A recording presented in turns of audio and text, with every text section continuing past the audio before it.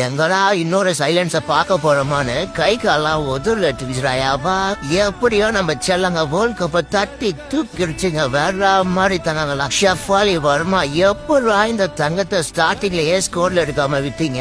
பேட்டிங்ல என்னடா ஷேவாக் மாதிரி சும்மா அடி நொறுக்குது. பவுலிங்ல சும்மா கைய சுத்துனாலே விக்கெட் கோல்டன் ஆர்ம்ஸ். உண்மையா ஷெஃபாலி செல்லத்து மேல யாருமே பெருசா நம்பிக்கை வைக்கல. ஆனா வந்து சம்பவம் பண்ணி வேர்ல்ட் கப்ப வின் பண்ணி கொடுத்துட்டாங்க பாத்தீங்கல்ல. அப்புறம் தீப்தி சர்மா ஐயோ யாருமா நீ?